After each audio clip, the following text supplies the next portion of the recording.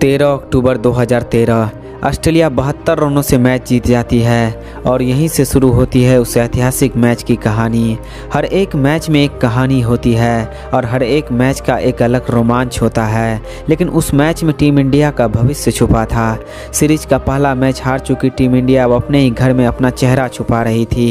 एक विदेशी टीम हमारे ही सरजमी पर हमें ललकार रही थी और कुछ ऐसे ही हालतों में खड़े होते हैं वह कप्तान और वे त्रिमूर्ति रनसवार। नमस्कार दोस्तों, आप देख रहे हैं अर्जुन शर्मा के एक स्पेशल एपिसोड कहानी सबसे बड़े रन चेस की। इस सीरीज में 7 मैच खेले जाने थे, लेकिन बारिश में 2 मैच धुल जाते हैं। अब इस सीरीज में उस टीम का पलड़ा भारी हो जाएगा जो अपने पहले 2 मैच जीत जाएगी और कंगारू अपना पहला मैच जीतकर सीरीज जीतने का दावा ठोक देते हैं।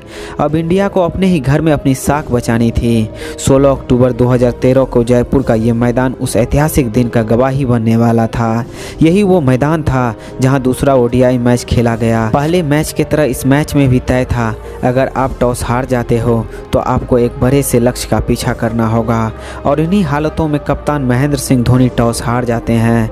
एक बार फिर से सवाल उठने वाला था उस कप्तान और उसके टीम कॉम्बिनेशन पर। कंगारुओं ने पहले बल्लेबाजी करने का निर्णय लिया और ये डिसीजन उनका लगभग सही भी था।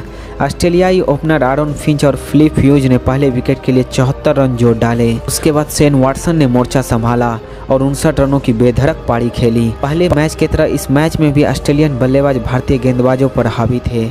ऑस्ट्रेलिया के शुरुआती 5 बल्लेबाजों ने अर्धशतक लगाया।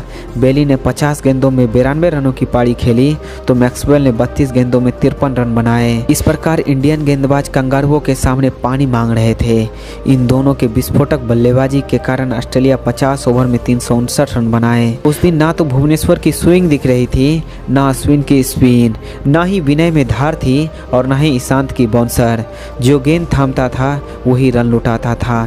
जिसने गेंदबाजी की उसी ने रन खाया। इतना कुटाई खाने के बाद अब इंडिया के पास कोई ऑप्शन नहीं बचा था। अब पूरा दारोमदार इंडियन बल्लेबाजों पर था, क्योंकि इंडियन टीम की बल्लेबाजी ही टीम इंडिया को जिता सकती थी, वरना ये मैच और 90% ये सीरीज भी इंडिया के हाथ से जाने वाली थी। 50 ओवर में 360 रनों का पीछा इंडिया ने इतिहास में कभी नहीं किया था।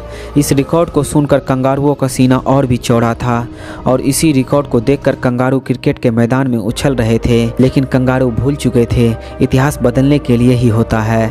कंगारू मान चुके थे कि इंडिया इस लक्ष्य के लिए लड़ सकती है लेकिन जीत कभी नहीं सकती है। उनके लिए ये लक्ष्य नामुमकिन है और पिछला मैच देखकर कंगारुओं का ये विश्वास जायज था कि पहले ओडीआई मैच में टीम इंडिया 300 रनों का भी पीछा नहीं कर पाई थी और 228 रनों पर ऑल आउट हो गई थी। पहले मैच में टीम इंडिया को 72 रनों से हार का सामना करना पड़ा था। ये तो 360 रन है जो लगभग नामुमकिन है। बनाना भी उसके खिलाफ है जिसके पास जॉनसन, वाटसन, फॉकनर जैसे तेज गेंदबाज है।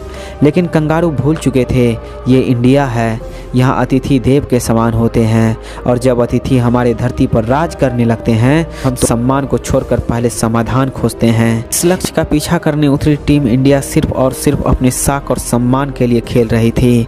रोहित और धवन ने पहले संभल कर शुरुआत की। पहले धवन ने अपनी धौंस दिखाई और रोहित ने अपना बेखौफ अंदाज। उस दिन उन दोनों के बल्लेबाजी को देखकर ऐसा लग रहा था कि आज क्रिकेट की धरती में एक नया इतिहास लिखा जाना है। क्रिकेट के अध्याय में एक नया पेज जुड़ने वाला था।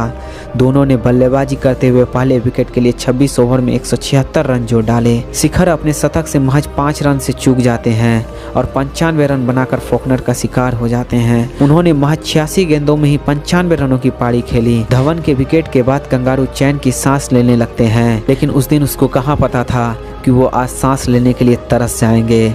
धवन ने जिस काम को अधूरा छोड़ा था उस काम को रोहित और विराट ने अंजाम तक पहुंचा दिया। विराट ने बेखौफ बल्लेबाजी करते हुए महज 52 गेंदों में ही अपना शतक जड़ दिया। रोहित भी बेधड़क अपनी पारी खेल रहे थे। इंडियन गेंदबाज तो सिर्फ और सिर्फ रन खाए थे, लेकिन कंगारू गेंदबाज सिर्फ 1 विकेट ले पाए थे। भारत की धरती में ये पहली बार हुआ था जब असंभव सा दिख रहे एक लक्ष्य को भारत के 3 बल्लेबाजों ने मिलकर चेस कर लिया था। जिनके ख्वाबों ने पहले मैच को भारत के लिए ख्वाब बनाया था, उन्हीं बल्लेबाजों ने दूसरे मैच को ख्वाब बना दिया था। ना तो उस दिन जॉनसन की रफ्तार काम आ रही थी और ना ही फॉकनर की होशियारी। एक असंभव से दिख रहे लक्ष्य को भारत के 3 बल्लेबाजों ने मिलकर चेस कर लिया था। एक असंभव सा दिख रहे लक्ष्य को इन दोनों बल्लेबाजों ने मिलकर अपने दम पर 43 ओवर 3 गेंद में ही चेस कर लिया था।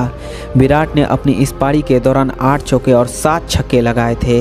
वहीं Rohit Sharma 143 run not out बनाए थे। क्रिकेट के इतिहास में बहुत से रन चेस हुए थे, लेकिन टीम इंडिया ने 360 रनों के लक्ष्य को मात्र 43 ओवर 3 गेंदों में ही चेस करके विश्व रिकॉर्ड बना दिया था। वैसे दोस्तों आपको क्या लगता है, ऐसे ही इस बार रोहित शर्मा और विराट कोहली अपने बल्लेबाजी के दम पर भारत को वनडे वर्ल्ड कप जिता पाएंगे? और यदि आपको ऐसे ही वीडियो चाहिए तो चैनल को सब्सक्राइब करके बेल आइकन ऑन कर दे, ताकि आपके इस छोटे से सपोर्ट से हमें मोटिवेशन मिल सके और हम आपके लिए अच्छे से अच्छे वीडियो ला सके। तब तक के लिए टेक केयर एंड बाय। मिलते हैं नेक्स्ट वीडियो में।